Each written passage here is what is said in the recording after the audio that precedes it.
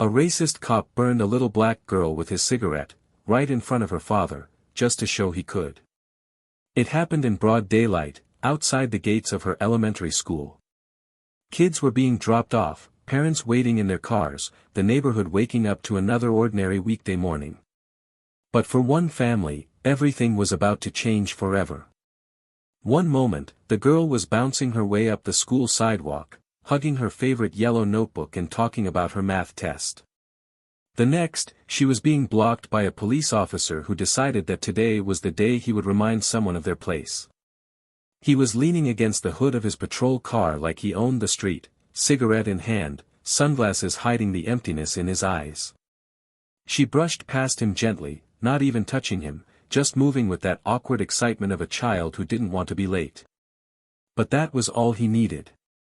He took a step forward and flicked the cigarette once, twice, slowly, then looked down at her and said with a smirk, "You think you can just walk around like you belong here?"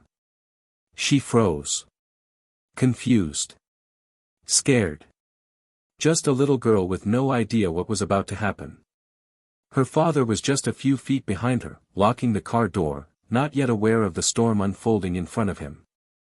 Then the officer reached down, took a drag from the cigarette, and pressed the burning end against the soft skin of her forearm.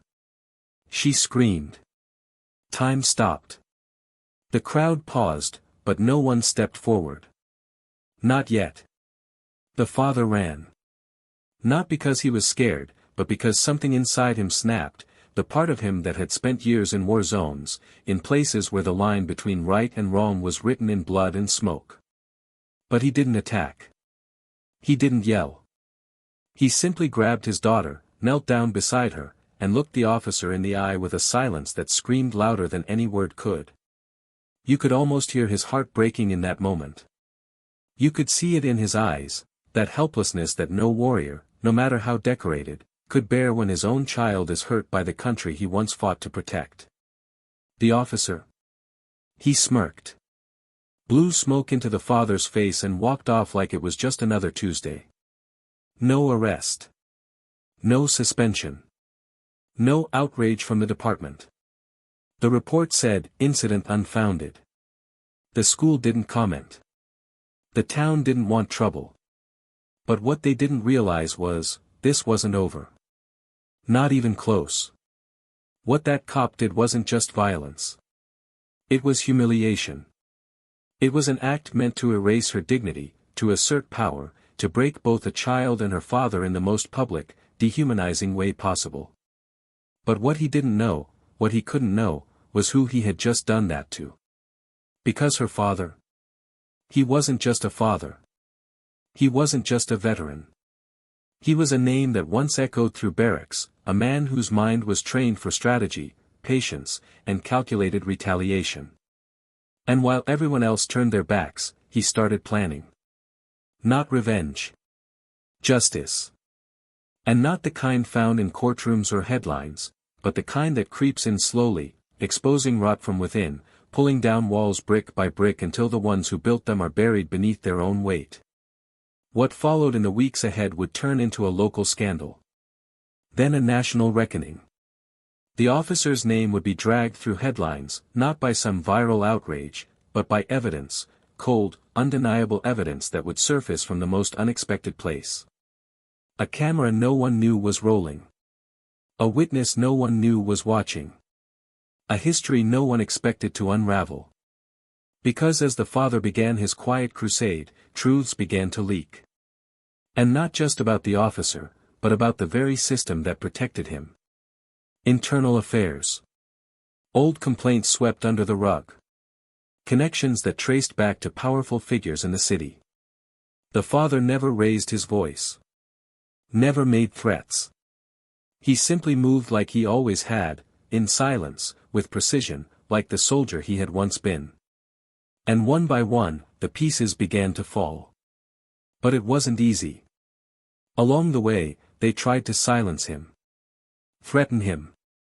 Warn him to let it go. He lost friends. Lost trust in neighbors. Even his daughter began to question why nothing was happening. And yet, he pressed on.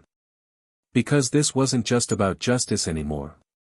This was about restoring something deeper, his daughter's belief in her own worth, in her safety, in the idea that one day, she could walk down any street without fear. That she did belong. That no one could ever take that from her again. By the time the city began to notice, by the time the department started sweating, the wheels were already in motion.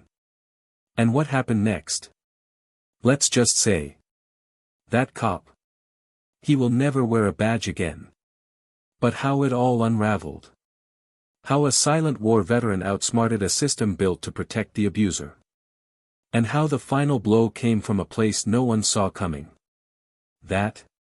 You'll have to stay to find out. Before we begin this story, we want to speak directly to every black viewer watching this video. You are seen. You are valued. You are not alone. At Plow of Twist, we stand firmly against all forms of racism, injustice, and abuse of power.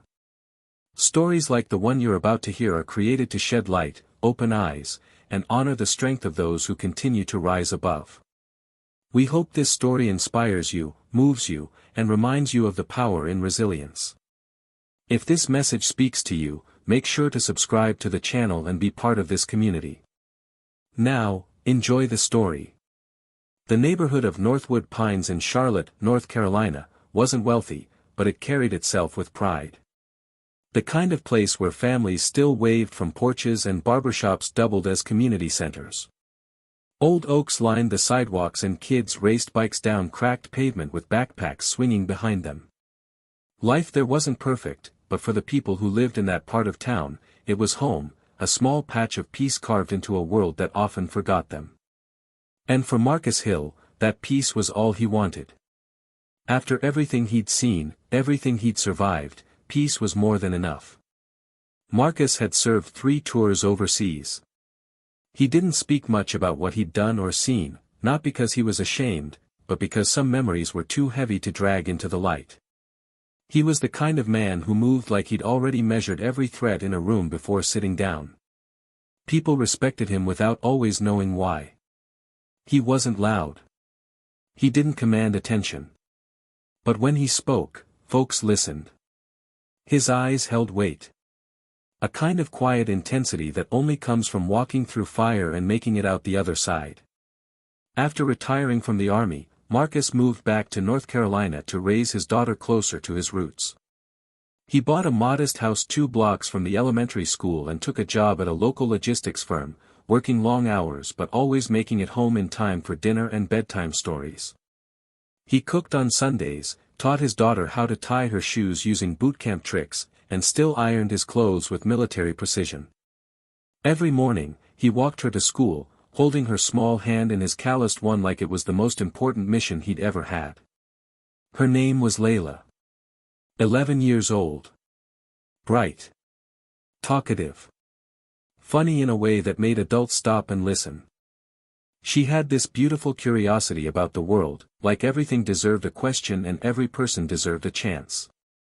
She loved coloring, singing off-key in the car, and asking her dad a million things he never had answers to. She was the center of Marcus's world, the reason he woke up with purpose every single day. Raising her alone hadn't been easy, but to Marcus, she was proof that even after all the darkness he'd seen, there was still light worth protecting. Their life wasn't perfect. The neighborhood had its struggles. The school was underfunded, and they were constantly reminded, subtly or not, that black families like theirs weren't always welcomed with open arms. But Marcus had learned how to pick his battles. He wasn't naive. He knew how the world looked at men like him, tall, dark-skinned, built like a linebacker, eyes that had seen too much. But he also knew how to stay calm, how to watch, how to wait. He had trained to stay 5 steps ahead in combat, and he lived with that same discipline here, only now the battlefield was red tape, quiet prejudice, and the slow erosion of dignity. On the surface, everything seemed normal in Northwood Pines.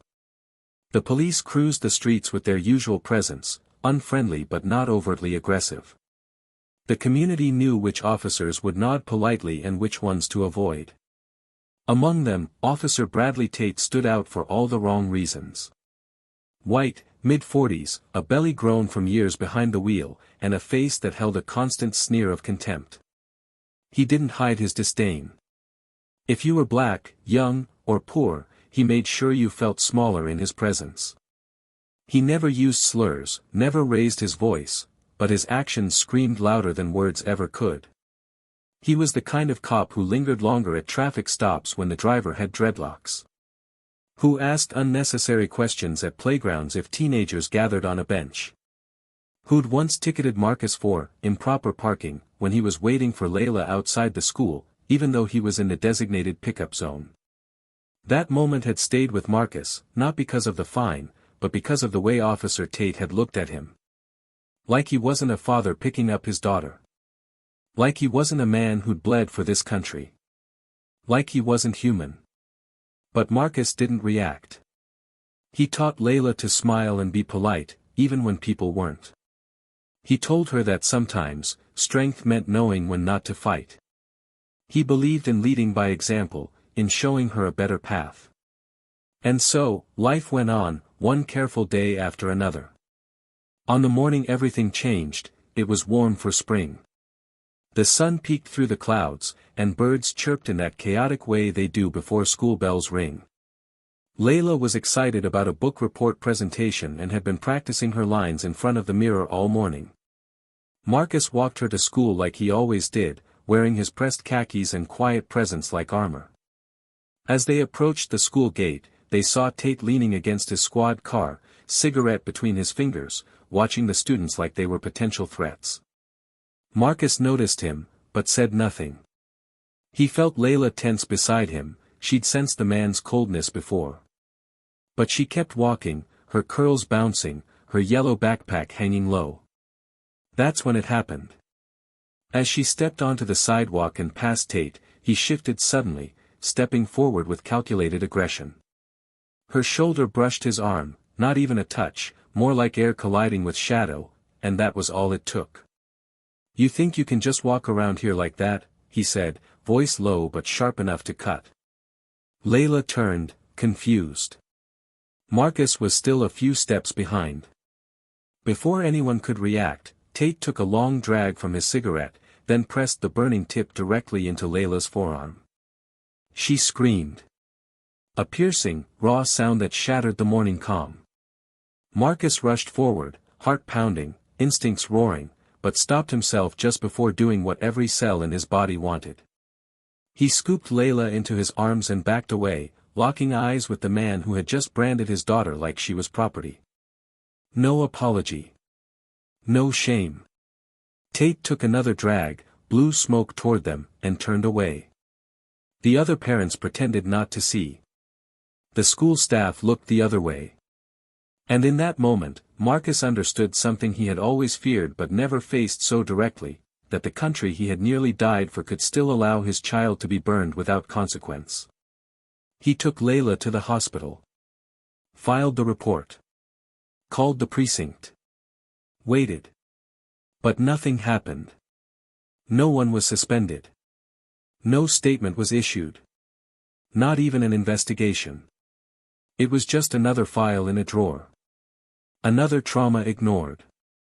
Another lesson learned. But this time, Marcus didn't just swallow the rage. He felt it shift. It settled into something deeper, colder. Not revenge. Not yet. But resolve. Because this wasn't just about Tate. This was about every time Marcus had swallowed his pride to protect his daughter. About every time he'd been followed in a store, pulled over for no reason, called, "Sir," with that bitter taste in the officer's mouth. It was about his daughter's future, her right to walk through this world unscarred, inside and out. And he would not let this go. Not this time. He began moving quietly. Watching. Researching. Calling in favors he hadn't touched in years. He didn't storm the precinct. He didn't go viral. He stayed low, waited, gathered. The way a soldier studies terrain before the strike. Because this wasn't just a father's pain. It was a veteran's precision. What came next would shake the city. But for now, Marcus Hill waited. And watched. And planned. In the days that followed the assault, the atmosphere in Marcus Hill's home shifted. There was a silence that settled into the walls like a fog, not the kind born of avoidance, but of too many emotions crowding the air at once. Layla moved through the house with less bounce in her step, her spark dimmed though she tried her best to keep smiling. Her arm, now healing under a bandage, throbbed less than the memory of what happened and the confusion of why it happened. Marcus watched her carefully, quietly. He knew trauma didn't always scream. Sometimes, it whispered. And in his daughter, he saw those whispers building, whispers of doubt, of fear, of the first seeds of shame a child should never have to carry. Marcus didn't talk much about what he was doing, not even to her. He kept his movements low, quiet, focused. At night, when Layla was asleep, he'd sit at the kitchen table with files, contacts, maps, and a worn notebook that hadn't seen daylight since Afghanistan. He didn't have a plan, not yet, but he had instinct. An instinct told him that nothing about what had happened was isolated. It wasn't just Tate's hatred that burned his daughter. It was the silence that came after. The cold, intentional silence of a system that had decided who was worth protecting and who wasn't. He started with research. Public records. Complaints filed against Officer Bradley Tate. There weren't many, at least not officially. But the gaps told a story. Cases opened and closed within days. Witnesses who had never been followed up with. One in particular caught his eye, a young black boy, 15, accused of resisting arrest. The case had been dropped, but Marcus found the name buried in an old newspaper archive, Jameer Wells. He tracked Jameer down through a mutual contact from the community center. Now 21, Jameer agreed to meet him. At a rundown diner just off Independence Boulevard, they sat across from each other in a booth that smelled of stale coffee and old leather. Jameer's eyes darted around the room like someone who'd spent too much time being watched. When Marcus asked him about Tate, Jameer's expression hardened. He talked fast, like he was afraid he'd lose the nerve halfway through. He described how Tate had pulled him over on his way home from school. No reason given.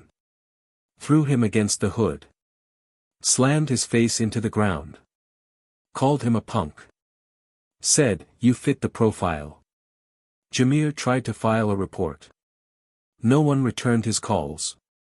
His own school counselor told him to let it go. But he hadn't forgotten. Marcus listened. Took notes. He didn't promise justice. He didn't make speeches. He just looked Jameer in the eye and said, "You're not crazy.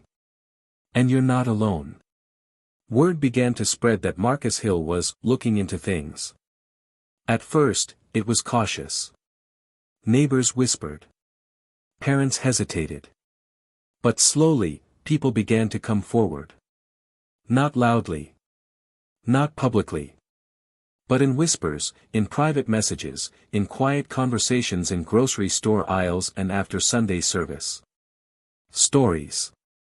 Fragments. Names. Marcus pieced them together, and a pattern began to emerge, one that stretched years back. A quiet campaign of harassment and intimidation that everyone had noticed, but no one had managed to connect. Until now. One night, he met with a retired officer named Jerome who had once worked the same precinct as Tate. Jerome had left the force early, citing family reasons, but everyone knew it had more to do with how things were run on the inside. Over beers at Jerome's house, the truth began to unravel.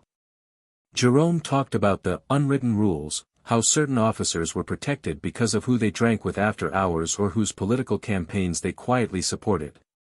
Tate, it turned out, had ties to a local councilman and had buried complaints more than once.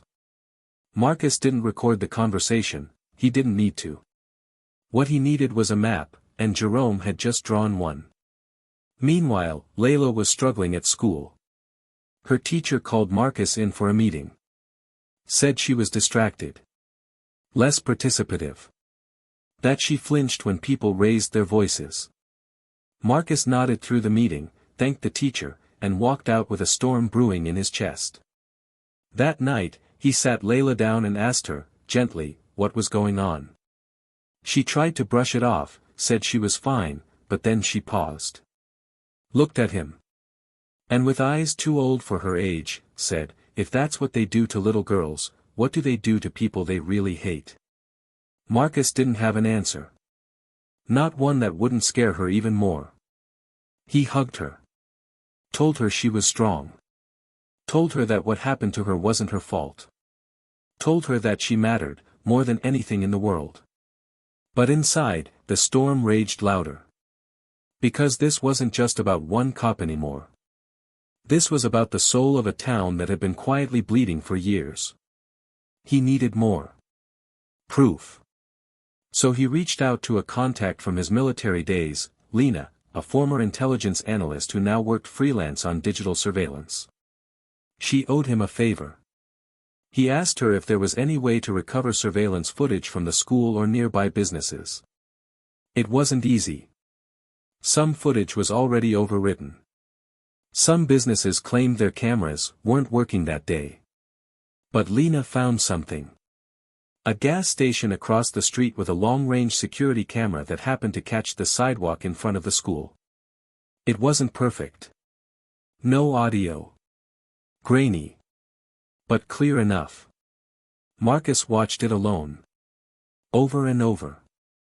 The exact moment. Layla walking. Kate stepping forward. The cigarette. Her reaction. His lack of one. He felt like throwing something. Instead, he saved it. He didn't go to the media. Not yet. He went to someone he trusted. Mariah, a local civil rights attorney who had fought and lost cases like this before. She was tired, cynical, but brilliant. When she saw the footage, she didn't say a word for a full minute. Then she looked at Marcus and said, "This won't be enough. But it's a start." They started building a case. Quietly. Methodically. They found more people. Jameer agreed to testify. A woman named Shanice who had been harassed in a parking lot. A local pastor whose son had been stopped on his way to youth choir. Piece by piece, the picture formed. But Marcus knew evidence wasn't enough. They needed public pressure. And they needed it timed just right. Layla began drawing again. That was the first sign she was healing.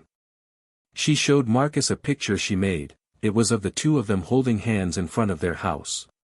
But the sky was red. And there was a shadowy figure off in the corner.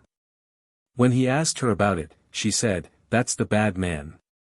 But he's smaller now." Marcus smiled. Not because it was funny. But because she still believed he could protect her. And he had no intention of letting her down. The local school board reached out after someone anonymously sent them the video. They wanted a meeting. Said they were concerned and taking the matter seriously. Marcus went. Sat in that boardroom while people in suits danced around the truth. They used words like misunderstanding, perception, context. He didn't raise his voice. He simply leaned forward and said, "That man burned my daughter. And you all turned your faces." The room went silent. They knew he wasn't bluffing. They knew the storm was coming. And they weren't ready. That night, Mariah called him. Said they had a date for the first hearing. Said things were moving faster than expected. Said people were scared. Good. They should be. Because Marcus Hill wasn't fighting for himself anymore. He was fighting for every voice that had been silenced. Every wound that had been ignored. Every child who had been taught to be afraid. What came next would be louder. Bigger. Unstoppable. And somewhere, Tate had no idea that his quiet little act of cruelty had started a war he was completely unprepared to fight. Because the man whose child he burned was about to turn the entire city upside down. And no one, absolutely no one, saw it coming. The courtroom was colder than expected, not in temperature but in atmosphere. Every sound echoed just a little too long, like even the air itself was holding its breath. Marcus sat at the plaintiff's table, unmoved, his posture upright, eyes fixed forward with the quiet intensity of someone who had waited not just weeks, but years for this moment. Layla sat behind him, next to Mariah, her small hands clasped tightly in her lap. She wore a soft lavender dress, her curls pinned neatly back, the bandage long gone from her arm, though the memory still lingered like a scar beneath her skin. Mariah tapped her pen gently against the stack of folders in front of her, eyes focused, voice calm. "You ready for this?" she asked without looking at him. Marcus didn't respond right away. Then, in a voice barely above a whisper, he said, "I was born ready for this." Across the aisle, Officer Bradley Tate leaned back in his chair with the arrogance of someone who still believed the world owed him protection. His lawyer, a corporate slick man in a $1,000 suit, whispered something in his ear. Tate nodded, but his eyes flickered with something unfamiliar. For the first time, he looked unsure. He hadn't spoken a word to the press. Had refused interviews. Had stayed hidden behind the blue wall he always trusted to keep him clean. But today, that wall was beginning to crack. The judge entered. Proceedings began. Formalities passed like static. Statements read. Evidence submitted. Mariah started methodically, laying out the facts, not with fire but with precision. The video footage played. A grainy but damning clip of the exact moment, Tate stepping forward, Layla flinching, the cigarette pressed, her recoil. The courtroom fell into an almost sacred silence as it played, and when it ended, there was no applause, no reaction, just that same heavy silence, pregnant with consequence. Marcus kept his eyes on Tate. Not because he wanted to intimidate him, but because he needed to see the man witness the truth of his own actions. Tate shifted slightly. Swallowed. His lawyer whispered again, but this time, Tate didn't nod. Then came the testimonies. One by one, victims stepped forward. Jameer Wells. Shanice. Pastor Green. Each of them recounted stories that had long lived in the shadows. Stories that, when told alone, could be dismissed. But here, together, they painted a picture of consistent, targeted abuse, a pattern undeniable and disturbing. And every story added another stone to the weight already crashing down on Tate's shoulders. Then the unexpected happened. Mariah called Marcus to the stand. He hadn't planned to testify. She had said they had enough. That the video and witnesses would carry the case. But the night before, something shifted. Marcus had stood in Layla's doorway, watching her sleep, and felt a fire build in his chest, not of anger, but of purpose. He knew this wasn't just about legal justice. It was about something deeper. Something human. On the stand, under oath, he didn't tell war stories. He didn't recount past medals or battlefield decisions. He talked about Tuesday mornings. About packing Layla's lunch. About walking her to school. About what it felt like to watch your child scream and not be able to stop the pain. His voice was steady, low, not theatrical. Just real. "This country taught me how to fight," he said slowly, "but it never taught me how to protect my daughter from the people who are supposed to protect her." Someone in the back sniffled. The judge looked down at her bench. Tate didn't meet his eyes. Mariah let the silence after Marcus's testimony stretch long enough to sting. Then she rested her case. The defense scrambled. Tate's lawyer did what was expected, questioned the video's angle, challenged the reliability of the witnesses, tried to sow doubt.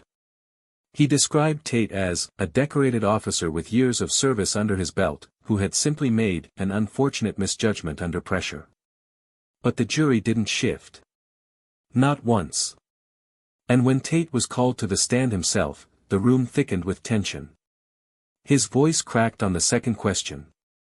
He denied intent. He claimed he didn't realize how close he was. He tried to paint himself as misunderstood. But when Mariah stood for cross-examination, the tide shifted once more. She asked him, simply, "Do you know who Marcus Hill is?" Tate blinked. Hesitated. Then nodded. She leaned in slightly, her voice sharp but quiet. "Did you know he's a veteran? That he fought for this country? That he's been trained in the rules of engagement, in restraint, in control?" Tate swallowed hard, unsure of the trap he was walking into. She continued, "Because if you knew that, and still chose to burn his daughter, what exactly were you trying to prove?" Tate's lips parted. No words came out. Mariah turned to the judge. No further questions. When the jury was dismissed for deliberation, Marcus sat in that courtroom feeling something he hadn't in years: anticipation. Not fear. Not rage. But something like hope. It was fragile, yes. But it was alive. They didn't wait long. The jury returned in under 2 hours. Everyone rose. The verdict was read. Guilty. But not just on assault. On official misconduct. On abuse of power. On endangering a minor. Multiple counts. Each one echoed in the room like a drumbeat of justice finally catching up to a man who had hidden behind his badge for too long. The judge set sentencing for the following month. But the gavel hadn't even dropped before the courtroom erupted, not in chaos, but in energy. People crying. Holding hands. Some just nodding silently. A release of something heavy that had sat on the city's chest for years. Outside the courthouse, the crowd had grown. Cameras. Reporters. Community members. People chanting Layla's name. Not Marcus's. Not even Tate's. But hers. Because in the end, she was the heart of this storm. A child burned, but never broken. Marcus stepped out into the light, holding Layla's hand. She looked up at him, confused by the noise, the cameras, the chants. He bent down, whispered in her ear, and she nodded. He said nothing to the press. Just held her close as they walked to the car. But that wasn't the end. Not even close. Because what no one knew yet, what hadn't been revealed in court, was the final piece of the puzzle. The one move Marcus had made long before the trial. The one that would not only ruin Tate's career, but destroy the very system that had protected him. And once that secret came to light, the real fall would begin. The courthouse buzzed with the aftermath of the verdict. Journalists scrambled outside for quotes, protesters waved signs with Layla's name and phrases like, "Protect our children," and inside, officials whispered behind closed doors with a sense of urgency they hadn't felt in years. But Marcus was calm. Not triumphant, not relieved, just still. Because in his mind, the trial was only the surface. A necessary battle, yes, but never the war. The real reckoning was still to come, the one that would not only hold a single man accountable, but expose the sickness that had made a man like Tate feel untouchable in the first place. That evening, Marcus sat in his living room, the TV turned off despite the channels playing coverage of the trial. Layla sat beside him, curled up under a blanket, the weight of everything slowly sinking in. She hadn't spoken much since the verdict. Her eyes still held shadows, like pieces of herself were still trapped in that moment on the school sidewalk. Marcus turned to her and gently brushed a curl from her forehead. He told her she had been brave beyond words, that her voice had echoed through that courtroom even when she wasn't speaking. She looked up at him and asked, "Is it really over?" and the question lodged itself in his chest like a slow-burning ember. He didn't answer right away. Then he said, "Not yet, baby. But almost." Later that night, Mariah showed up at the house, holding a flash drive and a manila folder. Her face was tight, her voice low, the way it always was when something big was coming. Marcus opened the door and stepped aside without a word. They sat at the kitchen table, just like old friends about to make a dangerous decision together. She opened the folder, revealing a stack of documents, internal memos, emails, and confidential files that weren't supposed to exist outside the department's servers. Mariah slid the flash drive across the table and said, "You were right. This goes deeper. Tate wasn't just protected. He was a tool." Marcus's brow furrowed as he scanned the documents. Names he recognized. Others he didn't. A network of silent approvals, conveniently lost reports, doctored statements. There were clear connections to Councilman Royce Deaton, the same man who had publicly condemned Tate after the trial but had once hosted him at a fundraiser just 2 years prior. Buried within the files was proof that Deaton had pressured internal affairs to drop investigations involving certain officers, including Tate. In exchange, those officers had helped push through policies that favored private contractors, companies that just happened to fund Deaton's campaigns. Marcus leaned back, absorbing the gravity of what he was seeing. The burn on Layla's arm had never just been about one man's cruelty. It was the end point of a line that ran straight through politics, power, and corruption. He looked at Mariah, his voice quiet but firm, and asked, "Are you ready for what this means?" She didn't blink. "I didn't come this far to stop halfway." The next step was delicate. A storm like this couldn't be unleashed all at once. They needed a platform, a voice with reach. Marcus reached out to Camille Bryant, an investigative journalist he had once protected in a war zone overseas. She owed him more than a favor, he had saved her life, and she never forgot. When he called her, she didn't ask questions. She simply said, "Send it all. I'll be on the next flight." By the end of the week, Camille was in Charlotte, set up in a borrowed newsroom office with a whiteboard covered in names, arrows, timelines. She moved fast, meticulously verifying each lead, connecting dots, cross-referencing sources. Marcus sat beside her as she worked, the room dim except for the glow of her monitor. At one point, she looked over at him and said, "You realize this could take down half the city leadership, right?" Marcus didn't flinch. Then let it fall. Back at home, Layla began asking more questions. Not about the trial, but about Marcus, about the man he was before she was born. He sat with her one night and told her stories, not the violent ones, but the ones about honor, loyalty, sacrifice. He told her how soldiers weren't defined by their battles but by what they protected. She looked at him with a kind of admiration that twisted something in his chest. He realized then that he wasn't just fighting for her safety.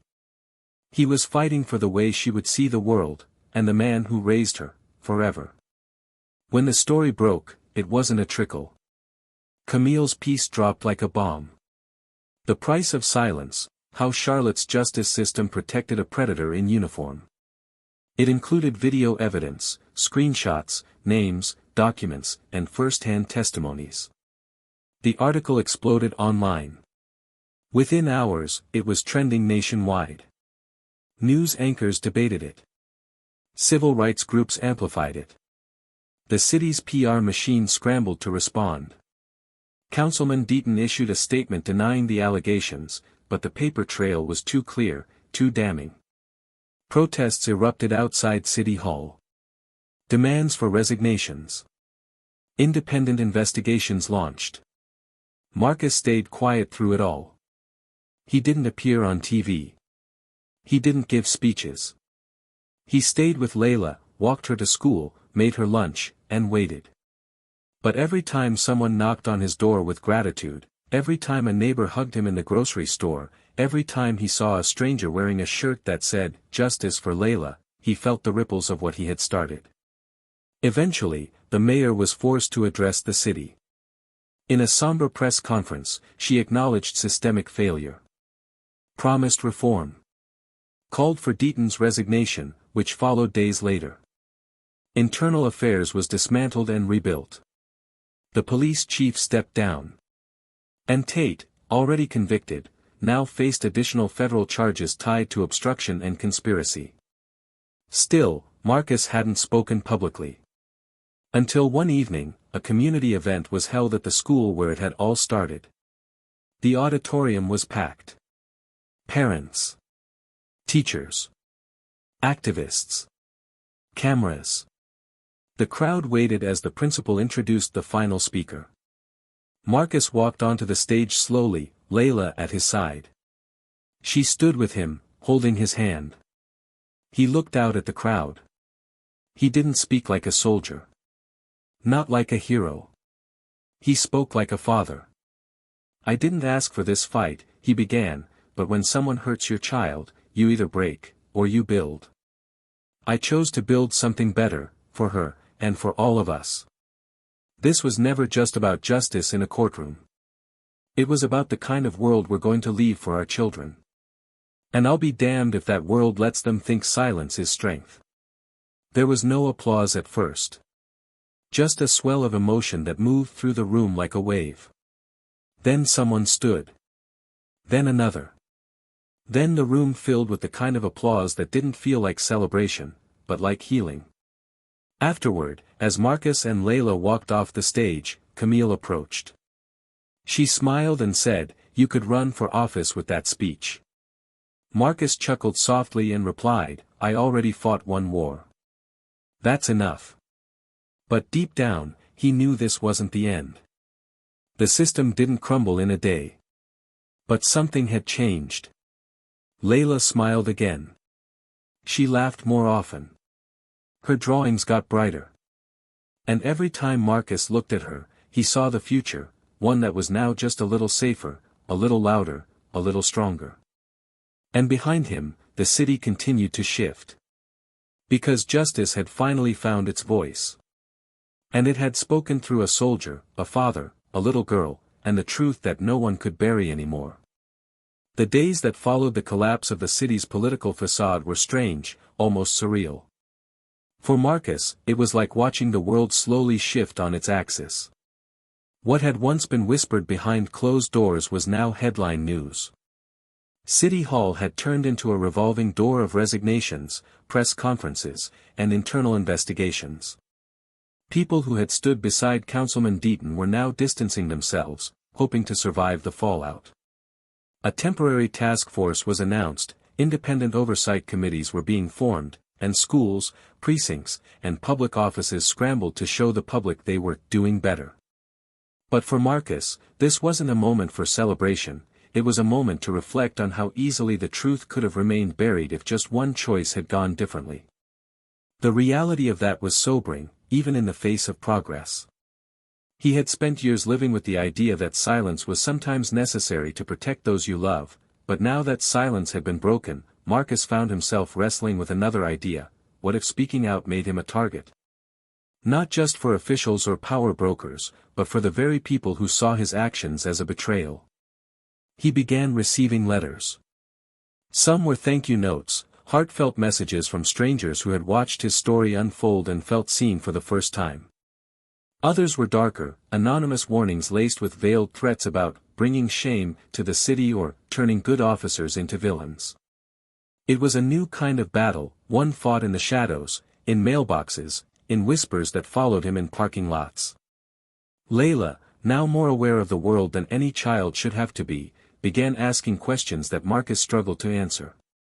She asked why people were angry if the truth had come out, why some adults looked at her like she was part of a scandal instead of a victim. One evening, she sat beside him at the dinner table, her fork untouched, and asked, was it wrong to tell what happened? The weight of that question nearly broke him. He reached across the table, took her hand, and told her it was never wrong to speak the truth. But even as he said the words, he knew the truth itself came with a cost, one that children should never have to pay. Mariah, too, was facing heat. Her firm received complaints, donors threatened to pull support, and one of her partners suggested she take an extended leave for her own safety. But she refused. For her, this case wasn't just a legal victory, it was personal. It had become a symbol of everything she had tried to change from the moment she passed the bar. Yet now, she stood at a crossroads. She could accept the spotlight and ride the momentum, take offers from national firms, go on television, become a name people remembered. Or she could stay in Charlotte, continue the slow, grueling work of rebuilding a broken legal system, quietly, anonymously, and with no guarantee that things would stay changed. Over coffee with Marcus one morning, she confided in him that she didn't know which path to take. He didn't offer advice. He just listened, because he understood exactly how she felt. The city itself had changed on the surface. Officers wore body cameras, public forums were held monthly, and a new chief of police, young, black, and vocal about reform, was sworn in with great fanfare. But beneath all that, the old system still lingered. Whispers in locker rooms. Resentment in the eyes of certain officers who now patrolled with a chip on their shoulder. The question wasn't whether justice had been served, it was whether the culture that allowed injustice to thrive could ever truly be dismantled. And for Marcus, that question haunted every interaction he had from that point on. One day, Marcus received an unexpected invitation. A private event, hosted by a coalition of civic leaders, meant to recognize heroes of the community. His name was listed as a keynote speaker. He showed the invitation to Mariah, unsure if he should accept. It wasn't humility that made him hesitate, it was fear of being turned into a symbol. He had fought for his daughter, not for applause. He didn't want to be politicized. But Mariah reminded him that people needed to hear from those who had walked through fire and survived. If you don't speak, she said, someone else will. And they won't tell it right. At the event, Marcus stood before a room of polished officials, community organizers, and ordinary citizens who had seen too much, lost too much, or spent too long feeling like their voices didn't matter. He spoke plainly, without notes, his voice quiet but firm. He talked about how justice wasn't a finish line but a direction. How what happened to his daughter wasn't just an isolated act of violence but a symptom of something older and deeper. He didn't offer promises or solutions. He offered a challenge, to remain uncomfortable, to remain angry, to remain vigilant. Because progress didn't come from comfort. It came from pressure. And if they ever got too comfortable again, the system would rebuild itself, stronger and more silent than before. After the speech, a young black mother approached him, her voice trembling as she thanked him for showing her son that bravery could look like a father standing still, not charging in. A retired school teacher told him his story had inspired her to come out of retirement to teach again. And an old white man, who didn't even give his name, simply shook Marcus's hand and said, "I didn't understand before. I think I do now." These moments, small and quiet, stitched something back together in Marcus that he hadn't realized was still broken. But just as things began to stabilize, another dilemma emerged, this one more personal. A well-known publisher contacted Marcus about writing a book. Not just about the trial, but about his life, his military service, raising Layla, the struggle for justice. The offer was generous, the exposure would be massive. Mariah thought it could help keep pressure on the system. Camille offered to help ghostwrite. Even Layla was curious, asking if the story would help other girls like her feel brave. But Marcus hesitated. He didn't want to profit from pain. He didn't want his daughter's trauma turned into spectacle. He feared turning something sacred into something consumable. He feared the truth losing its weight if told too many times to too many people who didn't deserve to hold it. He spent nights pacing the floor, rereading the contract, staring at the blinking cursor on a blank document. Eventually, he sat down and began to write, not for the publisher, not for the public, but for Layla. He wrote her a letter. A long one. In it, he told her everything he couldn't say out loud. About how scared he had been. About how strong she was. About how he wished he could erase that day but couldn't, and how instead, he tried to build something stronger around her. Something that would hold her even when he no longer could. He tucked the letter into a notebook and placed it in her dresser drawer without saying a word. Then came the final twist, subtle and quiet, but deeply personal. Marcus received an unexpected visitor, an officer from the new Internal Affairs Division. Not someone he knew, not someone involved in the case. Just a man who said he wanted to talk. They sat on Marcus's porch. The man said he had reviewed all the files, watched the footage, and believed everything that had happened. Then he said something that hit Marcus like a punch to the chest. "You know," the officer said, "Tate's not the only one. And some of the others, they're still out there." Marcus didn't say anything at first. Then he asked, "So what are you gonna do about it?" The officer looked down, then met his eyes. "I don't know yet. But I came here to ask, how did you do it? How did you hold your ground without burning it all down?" Marcus thought about it for a long moment. Then he said, "Because burning it all down means my daughter grows up in ashes. I want her to grow up in something better."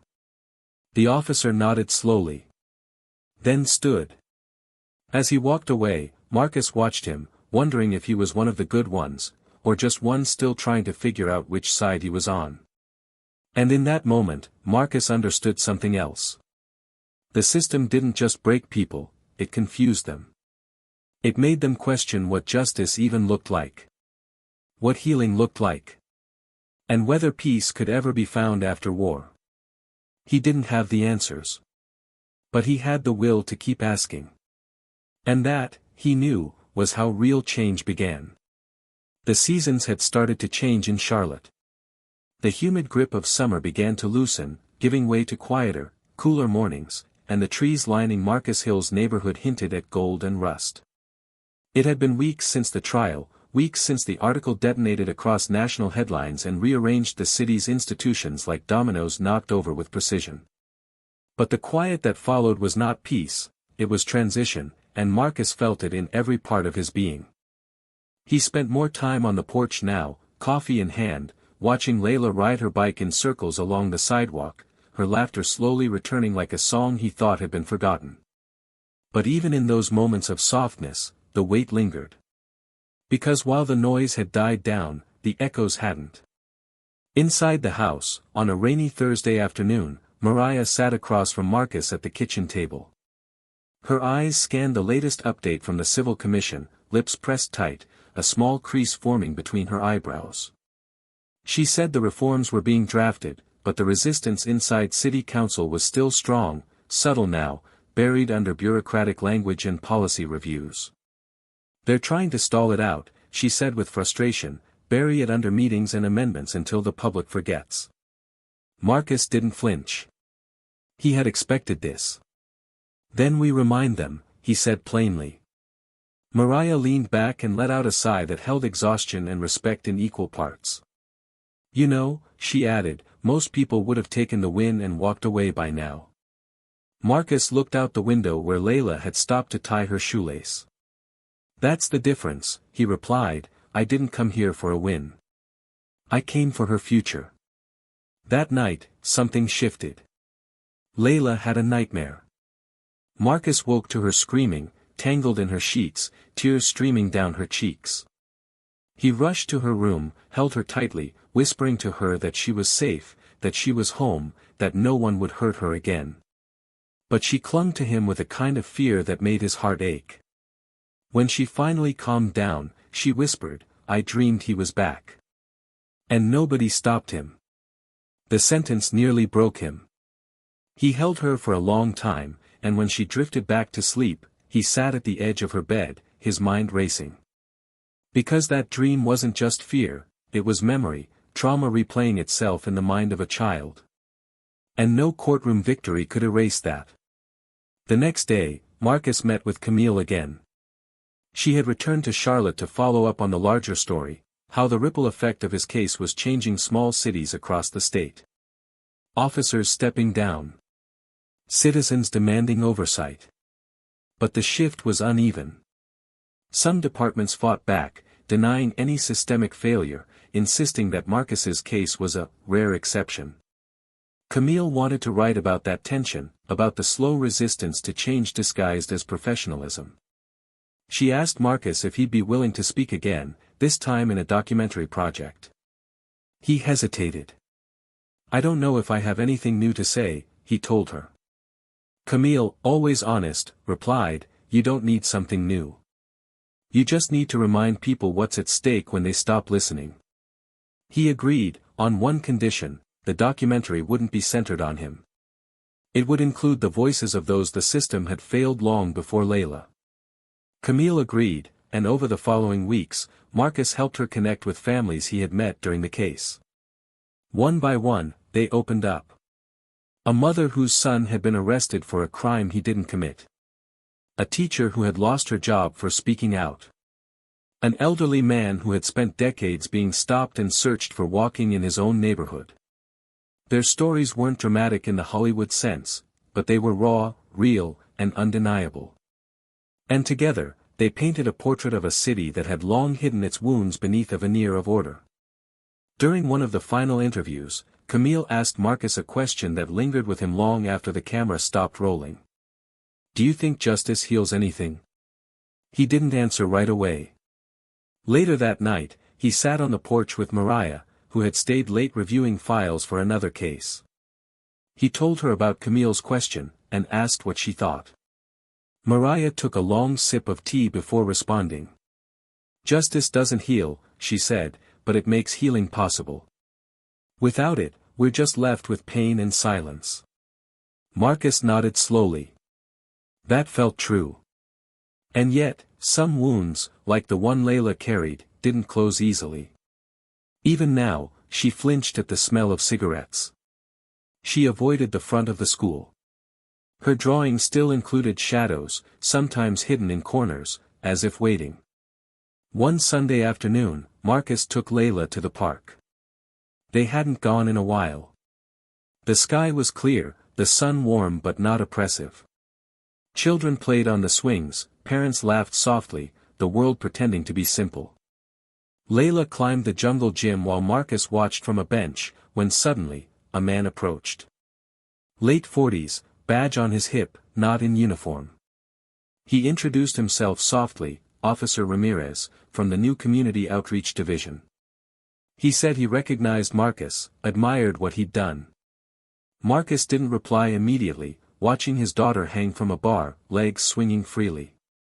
Then Ramirez said, "Some of us, we were just as trapped in that system. Some of us saw things and said nothing. We were afraid." Marcus turned to him, eyes sharp, voice quiet. "You had a badge. People like me had nothing. And we still spoke up." Ramirez nodded, shamed but not defensive. "I know," he said. "I just want you to know, we're trying now. I'm trying." Marcus didn't forgive him. But he didn't dismiss him either. That conversation stayed with him. That week, Layla brought home a project from school, a story she wrote about someone who stood up when it was hard. She didn't name her father directly, but the message was clear. It was about a man who didn't wear a cape, didn't have powers, but never let his fear be louder than his love. Marcus read it in silence, then placed the paper carefully in a drawer with his military medals, as if it belonged there more than they ever did. Meanwhile, whispers of political pressure returned. Some city leaders wanted Marcus to endorse a new mayoral candidate, someone claiming to support true reform, but whose track record was murky at best. He declined, politely but firmly. He had no interest in being someone's symbol. He wasn't a brand. He was a father who had done what any parent would do if given the strength and chance. But the pressure revealed something deeper, a desire to move on, to turn the page quickly, to return to normal. Marcus realized that was the final threat, not corruption, but comfort. The kind of comfort that lets people forget. The kind that lets systems reset themselves under a new name. And so he decided to stay vocal, not loudly, not always in public, but consistently.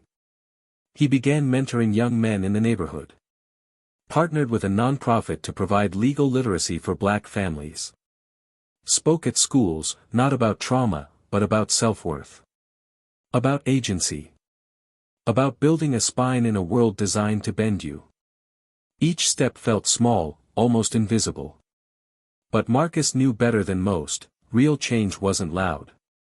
It was patient. It was stubborn. It outlasted the noise. One evening, Mariah joined him and Layla for dinner. As they cleared the dishes, Layla asked, "Are we done fighting now?" Mariah smiled gently and looked at Marcus. He responded slowly, "No, sweetheart. But now, we know how to fight. And we're not alone anymore." The answer seemed to settle something in Layla. That night, she slept without nightmares. For the first time in months. And outside their window, the city breathed. Not fixed. But finally waking up. The autumn air had grown crisp, the kind that carried with it a quiet reminder that change, real change, takes time, and not all of it is visible. In the Hill household, the days moved forward with a cautious pace. Mornings returned to routine, Layla making her toast too crispy and humming off-key to songs Marcus couldn't name, her backpack slung over one shoulder as she raced to catch the school bus. Marcus watched from the window like always, his coffee cooling in his hand, his mind never fully at ease but more present than it had been in a long time. The silence between events was both a relief and a burden. No hearings, no interviews, no reporters, just the slow, grinding wheel of a community trying to rebuild what it once ignored. But inside Marcus, there was still an unshakable pulse, one that reminded him the work wasn't done. One evening, Layla sat on the floor of the living room with her markers scattered around her, drawing a comic strip of a girl who stood up to a monster. Marcus was on the couch, sorting through old mail and reading a note from a family in Mississippi who had followed his story and felt inspired to speak up against their local police department. Layla looked up from her drawing, her voice light but curious, and asked, "Do you think it's gone?" Marcus glanced over, confused. "The monster," she clarified. "Do you think he's gone for good?" Her question landed with more weight than her tone suggested. Marcus closed the letter slowly, walked over, and sat beside her.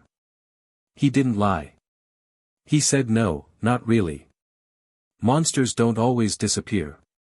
Sometimes they shrink. Sometimes they hide. But the important thing was knowing what they looked like when they came back. She nodded, as if she already knew that, and went back to coloring in the cape of her comic book hero. A week later, Marcus was invited to a local town hall meeting organized by a group of young activists pushing for deeper reforms. They asked him to come, not as a speaker this time, but as a listener. It felt strange at first, to sit quietly among rows of folding chairs, to be another face in the crowd. The speaker was a 19-year-old college student named DeAndre, who spoke with fire and precision about policies, budgets, and systemic neglect. His voice trembled slightly but never broke.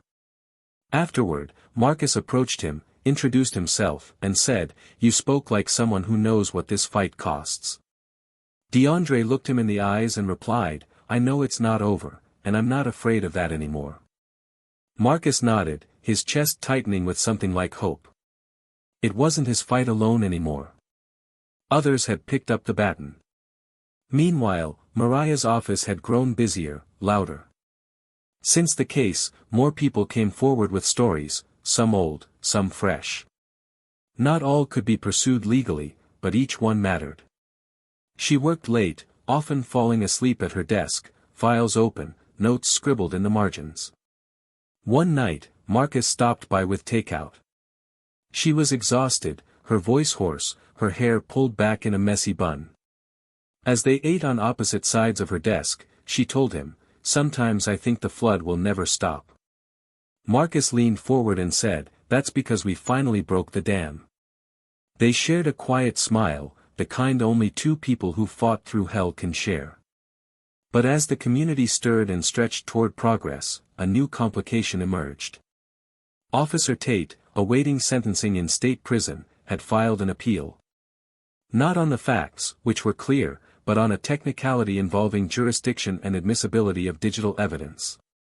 It wasn't a strong case, but it was enough to catch the attention of certain figures still loyal to the old power structure, judges, donors, voices that had gone quiet but not disappeared. The news broke quietly, barely a headline on the local paper, but when Mariah called Marcus to tell him, he didn't speak at first. Then he said, "So they want another round." She responded, "They want to test if you're tired yet." That night, Marcus lay awake long after Layla had gone to bed. The house was still, but his mind raced. He remembered the exact weight of his daughter in his arms that day, the way her scream pierced the schoolyard, the dead stare on Tate's face. It was burned into him, like a scar on memory.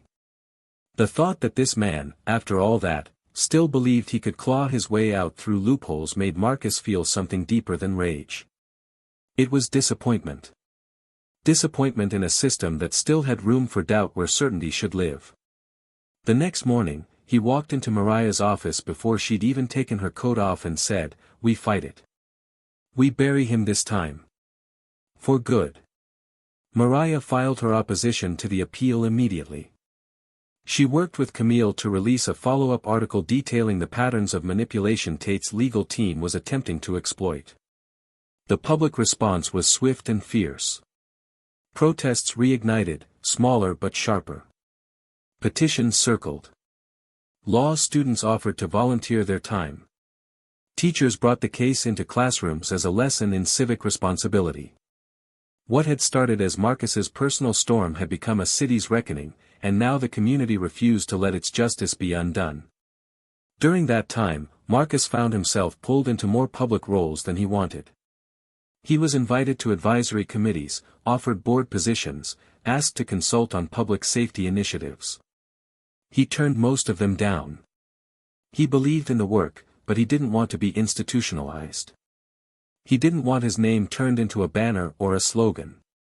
But when Layla's school asked him to come speak during their Courage Week, he said yes without hesitation. He stood in front of a room full of kids, not as a soldier, not as a headline, but as a father. He told them about fear. About what it means to protect someone. About how courage wasn't loud or flashy, it was quiet. It was saying no when it's easier to look away. It was standing still when someone tries to make you disappear. He didn't talk about Layla directly. He didn't have to. They all knew. And when he finished, one little boy raised his hand and asked, "Do you think I could be brave like that too?" Marcus knelt down, looked him in the eyes, and said, "You already are." As the appeal hearing approached, the tension returned, not the kind that made Marcus feel afraid, but the kind that demanded readiness. Mariah prepared their legal response with ruthless precision. Camille published another editorial, this one demanding legislative oversight into how appeals like this could even be considered. Activists took to social media, organizing digital campaigns under the hashtag not one step back. The city braced itself, holding its breath. On the morning of the hearing, Marcus dressed carefully.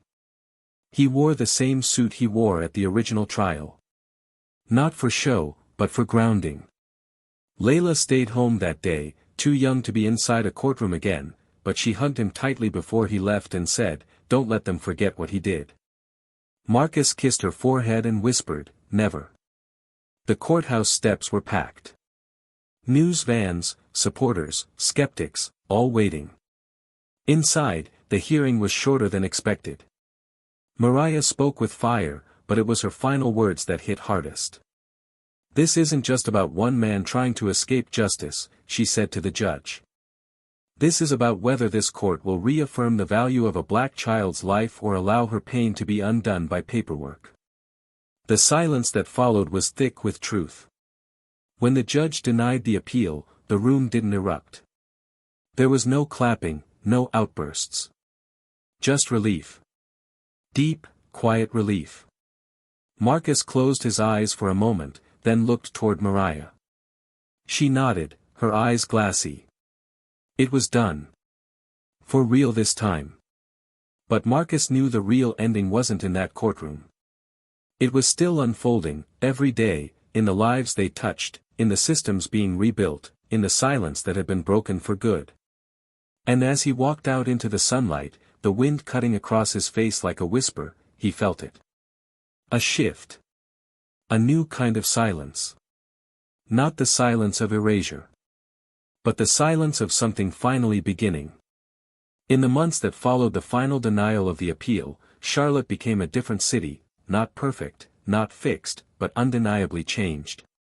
A slow, deliberate pulse of accountability began to thrum beneath the surface, like a city taking its first deep breath after years of holding it in.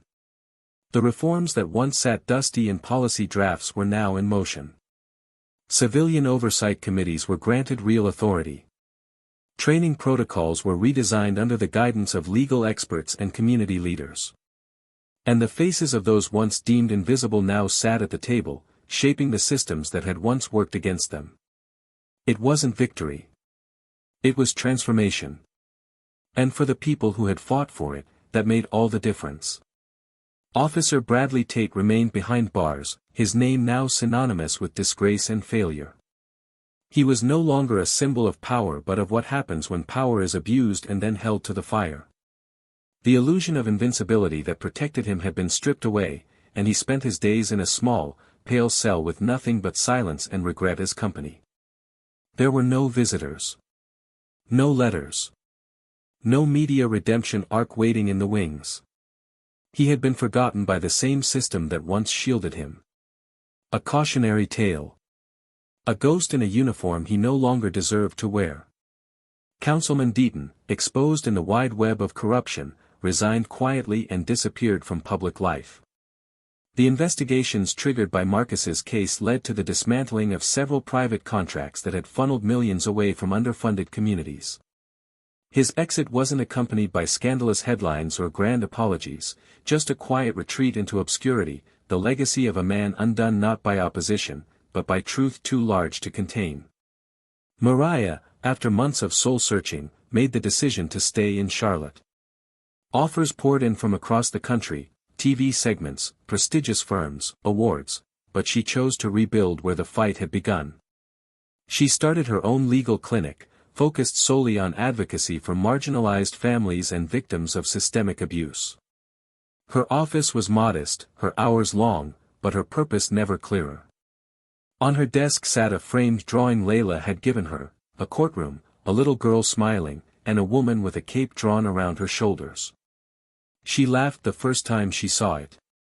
"You made me a superhero," she told Layla, who simply replied, "That's what you are." Camille's documentary was released the following spring. It didn't just retell the events. It unfolded them like a story meant to be felt, not just understood. It won awards, but more importantly, it sparked dialogue in places that had never spoken about injustice before. Schools screened it. Churches discussed it. Departments reviewed it. Camille, always the observer, stayed behind the lens, letting others hold the spotlight. For her, the victory was in the shift, in knowing her words had not just informed, but moved. And then there was Marcus. His life didn't go back to normal, it moved forward into something new. He returned to work part-time, balancing logistics with advocacy. He taught free self-defense classes on weekends and ran mentorship circles with young fathers learning how to navigate a world built to doubt them. The foundation he and Mariah co-founded, named in honor of Layla, became a symbol of healing and education, offering scholarships, legal aid, and storytelling workshops to amplify voices long ignored. People came to know his name, not because of what he endured, but because of how he chose to rise. Layla thrived. Therapy helped. Love helped more. Her drawings turned vibrant, her laugh louder, her questions more fearless. She no longer avoided the school entrance. She walked through it with her head high, eyes steady. When asked to write an essay on courage, she wrote about how silence can be broken, and how sometimes the bravest people are the ones who refuse to look away. Her teacher cried when she read it. Marcus framed it. One night, as the sun sank low behind the skyline, Layla sat beside Marcus on the porch swing, legs curled under her, a quiet calm between them. She looked at him with a wisdom beyond her years and said, "I don't feel small anymore." He turned to her, his chest swelling, and said, "You were never small. The world just tried to make you feel that way." She leaned her head against his shoulder, and for a moment, there was nothing but peace. And that's the power of one voice refusing to stay silent. Of one man choosing not to break, but to bend and build. Of a little girl whose scream turned into a song that the whole city eventually heard. Now, to everyone listening. Think about what this story truly showed us. Not just about injustice, but about the quiet strength it takes to stand in the fire without letting it consume you. About the cost of silence. About the courage to protect even when no one is watching. Marcus never planned to be a symbol. He didn't want the spotlight. He wanted to walk his daughter to school and know she would come home whole. That's it. That's all. But when the world failed to protect her, he chose not to fold, he chose to fight, without violence, without vengeance, but with resolve sharper than steel. How many of us have walked past injustice because we thought it wasn't ours to fix? How many times have we mistaken silence for peace? What would it take for us to act, not just when tragedy strikes, but in the everyday moments when someone needs us to speak, to stand, to see? Think about that. And now, if this story moved you, if it made you reflect, made you angry, made you believe just a little more in the power of doing what's right, even when it's hard, then join us. Be part of something bigger. Subscribe to Tales of Twist for more true-to-heart stories that matter. Stories that challenge, that inspire, that refuse to look away. And if you felt something today, share this. Let others feel it too. We'll see you in the next story.